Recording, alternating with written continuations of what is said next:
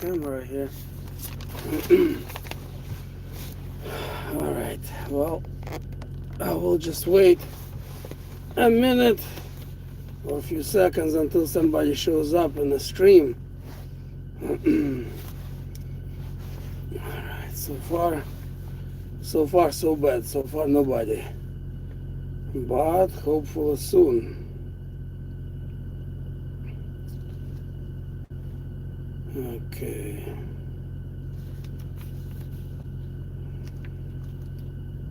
Okay, well, as soon as somebody shows up, okay, there's one person, cool. Alright, well, without further ado, I guess I'm just gonna start. Hopefully more people will join. Well, hi everybody, whoever that may be. Let me know in the comments where you're from and who you are, if you don't mind. I just like to know who is watching me from where. Josephine, hi Josephine, good to see you in here. I know where you're from. And Kristen, Alabama. Alright, cool, Kristen, thanks for joining. Yeah, that's what I do. I drive truck, and often I join some live streams, and I obviously can't watch, and there is really not much to watch usually, except for once in a while some inserts that some streamers do. For the most part, just listening, and that's what I do. I listen. I don't participate because when I'm driving, I can't. Central Kentucky, hi Central Kentucky, welcome. So yeah, when I'm driving, right now I'm doing my restart, my 34. Those of you who might be familiar with trucking business, every 70 hours you're supposed to do 34-hour restart, take a long break basically. And so Central Kentucky Prepper, welcome. And that's what I'm doing. It's I was going to do my stream a little bit sooner, before it was getting dark. I'm right now in Maine, state of Maine, in Kittery, Maine, which is right across the border from New Hampshire. So it's not too deep into the Maine. Nevertheless, tomorrow I already have a load for tomorrow. I'll be going tomorrow, picking up load more up in northern Maine, taking it down to Virginia.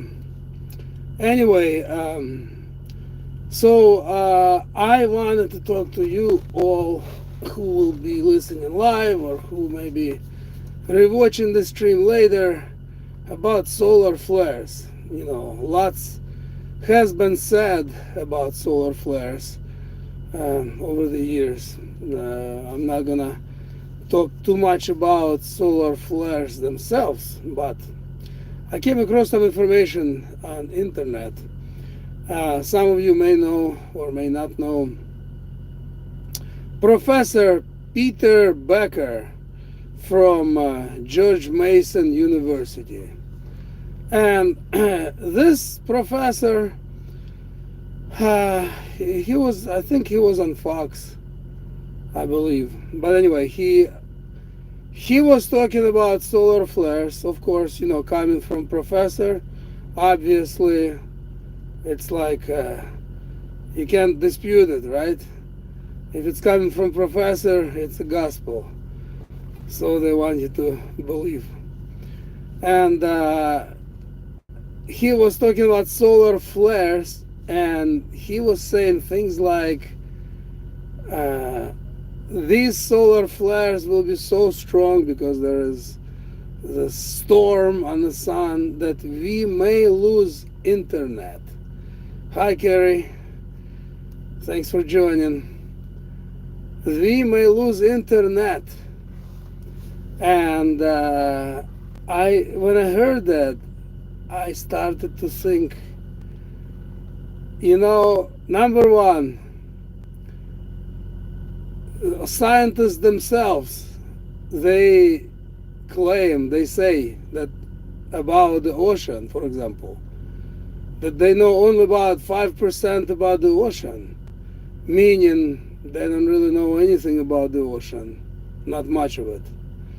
And the ocean is here on Earth with all the ships and equipment and all kinds of submarines.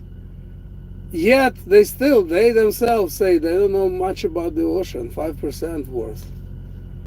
How could they possibly know what kind of storm is going on sun, how strong and so far when it's millions light years away? I don't know how it is, how far it is, but it's far away. We can all agree to that, right? Let's see, Kerry says here, NASA was started to study the ocean. Oh, interesting. Well, again, even if NASA is starting to study the ocean, still it's gonna be years before they know lots of things about the ocean, right? Excuse me. It's gonna be a long time before they can claim that they know even 50% about the ocean. And it's right here on Earth. So when they start to say things about sun or even something as close as Mars, it always makes me laugh, because if they don't know what we have here on Earth, what do they know about the sun? That's so far away. Anyway, this professor Peter Becker was claiming that we may lose internet. Okay, Kerry says they aren't studying it. They were created to study it. It didn't last long. Oh, I see. Yeah, it was surprising to me that NASA was, studying the ocean. But anyway, so in my opinion, this guy Peter Becker, obviously all these professors that come and publicly start to claim various things, in my opinion, they're all paid, number one. Number two, they follow the agenda, and even if they don't follow the agenda, they, I'm sure, get paid handsomely to say what the elites want them to say. And you know how most people are brainwashed not to question the science, they automatically take it as a gospel. Professor said so. My doctor says, one of those things. So, in my opinion, they are, through professors, through media, are preparing people that there will be no internet for some time. The internet, of course, internet is a basically double-sided sword for them, because they need themselves internet to control people, to know what's going on. The AI is not going to work without internet, for example, and yet they don't like internet because people communicate too much. People know immediately a bomb goes off in Ukraine or Gaza Strip, the whole world knows next minute, and obviously they don't like that. So they start to tell in advance, yeah, we may lose internet, and internet is just going to be turned off. That's all. They're going to turn it off, in my opinion. I don't know for how long. I don't know if it's going to last a few days or a few weeks. I would say it's probably going to last probably for a few weeks, maybe a month. It's not going to be forever, because, like I said, they themselves need the internet to control us, Because, for example, if there is no electricity, let's say solar flares affect our electrical grid, which they say it could, and if there is no electricity and no internet, what's going to happen? That means there is really no government, because how do you even know if they're alive? What are they doing? They basically it will start some sort of anarchy and chaos. And I think that's what they want. They cannot be without internet for too long, but they want to turn it off for long enough to start real chaos. In that chaos, people will be probably killing each other, and that's what they want. I mean, look at the wars. These two wars right now in Middle East and the Ukraine that's been going on for a couple of years. Especially war in Ukraine is like super obvious. The front line doesn't move. They gained some territory, the Russia did in the beginning, and that's it, it stopped. Yet they're mobilizing people. People are dying by hundreds on a daily basis. What does it look to you like? To me, it looks like they're just killing off people. What kind of people? Men, strong men, 20 to 50-year-old man that can resist, man that can take a rifle and take matters into their hands. Of course, there is really no legal weapons in Ukraine or Russia, but I'm sure there's still plenty of illegal, and they know it and they're afraid of it. Some of you may disagree with me, some of you may agree, but in my opinion, for the longest time I didn't think that, but I think Putin is one of them, unfortunately, because I used to think really highly of Putin. Let me see. Okay, Sergeant Bonbon says shortwave and over ATV, all blinking signal. Yeah, that type of stuff, yeah. And so anyway, the war, these two wars that we are having right now, they're a clear example that they are getting rid of people. The bug did not work for them as well. And can you imagine if they actually turn off the internet, turn off the electricity, what kind of a chaos is going to be? There's going to be so many dead people without the war even. Number one, some people will simply die because they're dependent on some life support or certain medications. And if there will be no electricity for a prolonged period of time, they're just gonna perish, And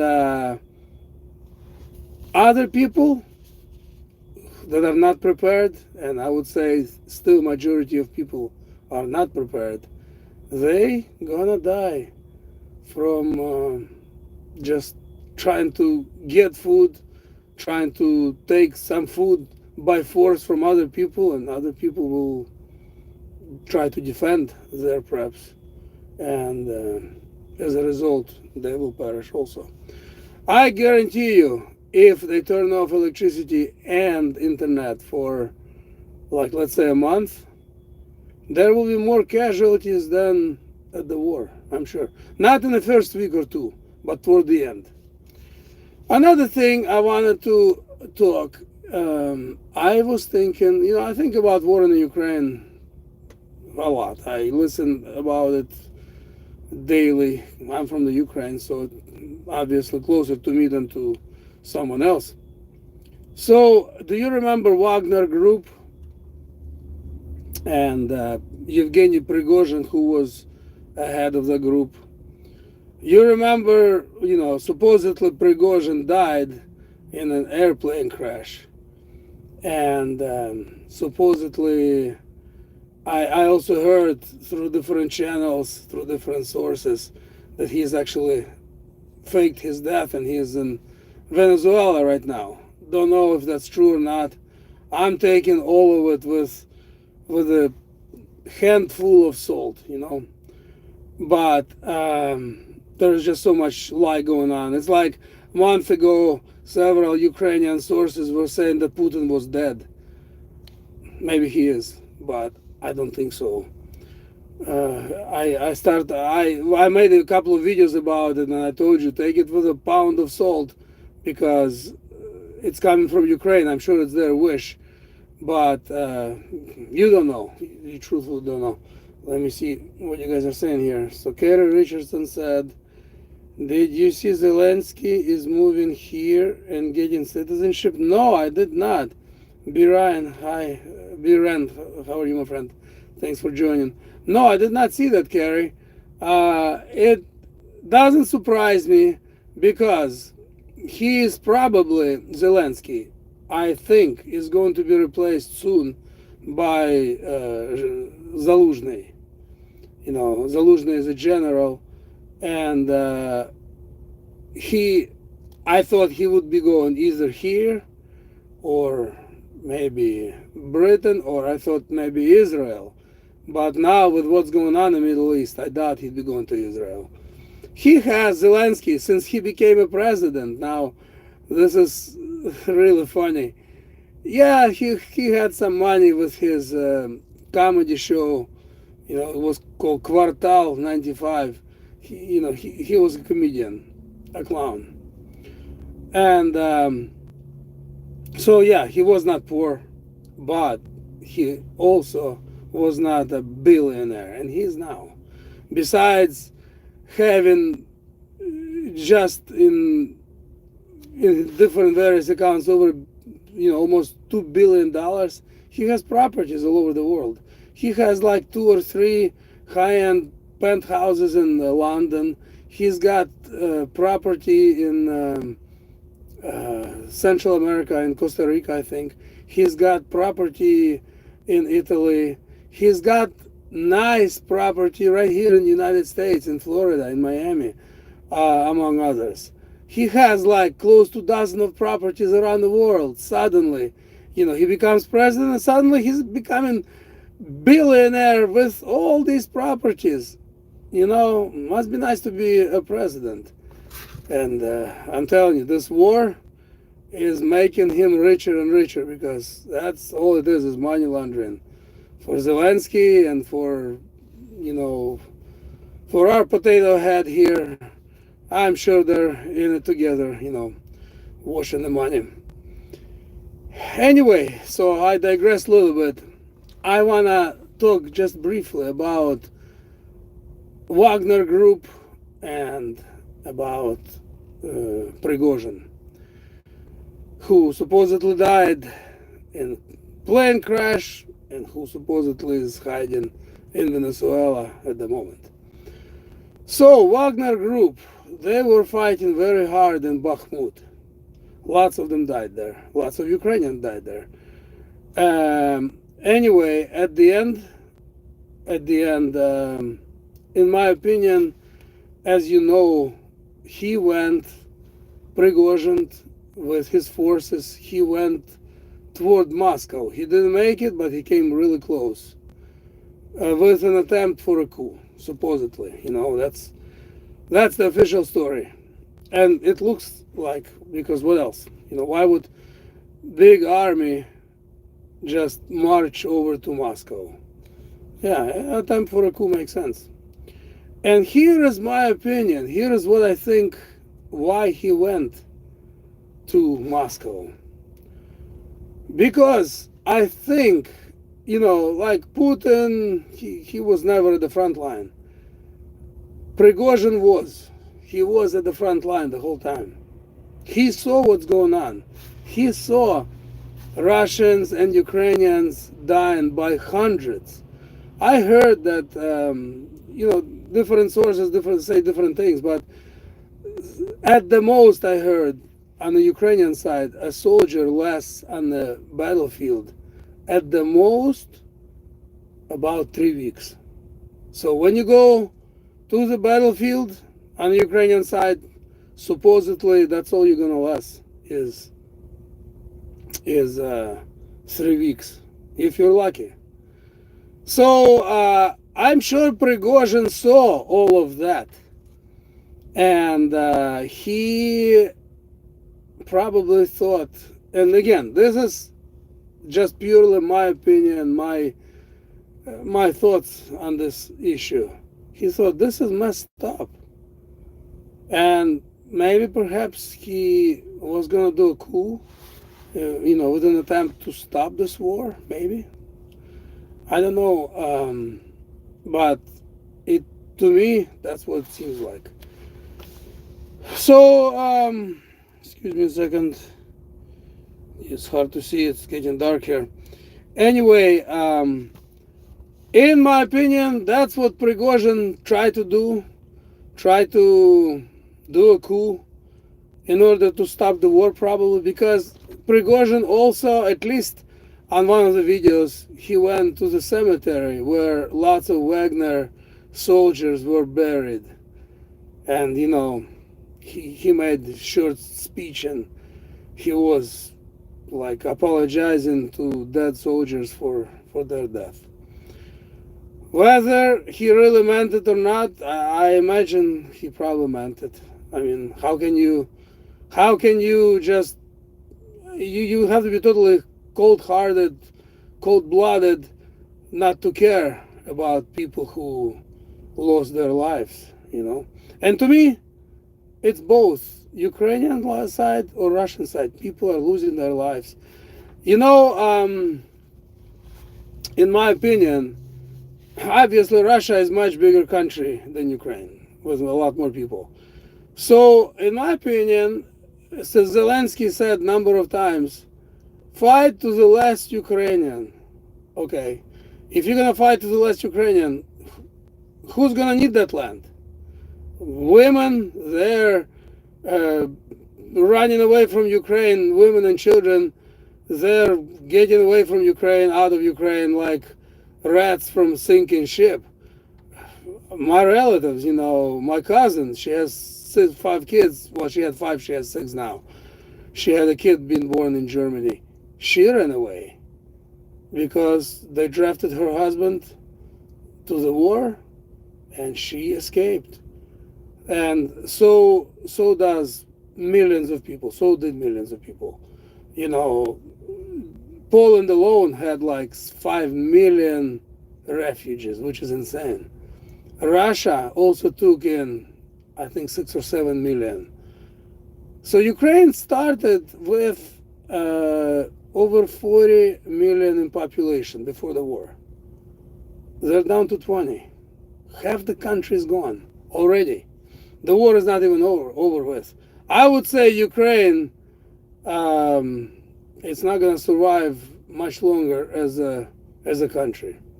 It's not. And then what's going to happen? Because in my opinion, and this opinion, it took me a long time to have this opinion, but Biden or Putin or Zelensky or Macron or Trudeau, it doesn't matter. All of them are in the same team. And their agenda is to get rid of people through bug, through war. If they turn off the internet and electricity, more people gonna die. Just lots and lots of people gonna die. And they are on the same team, and the team is to get rid of people. 8 billion people on this earth, according to them. That's a lot of people to control. So before they implement Mark of the Beast, which everything is going that direction, they need to get rid of people. Too many. And so, I digressed again, sorry. Obviously, Ukraine will run out of people faster than Russia will. And this makes me think, if we are to believe that Putin is together with them, basically on a globalist team, they will just use all kinds of drones, all kinds of other basically machinery to fight Russian army and keep killing off Russian people on the battlefield. So let's say Ukraine runs out of people. Ukraine has no more men. They're gonna say, well, you know what, we are out of men, but we are still fighting for freedom of our women. And drones and all kinds of machinery is gonna be fighting on the battlefield, killing off Russians. That's my opinion. I could be wrong about all of this. Let me know in the comments, those of you who are watching afterwards, or if you're watching now, let me know what you think about this. Am I right? Am I wrong? Doesn't make any sense. I think it makes sense. Let me see.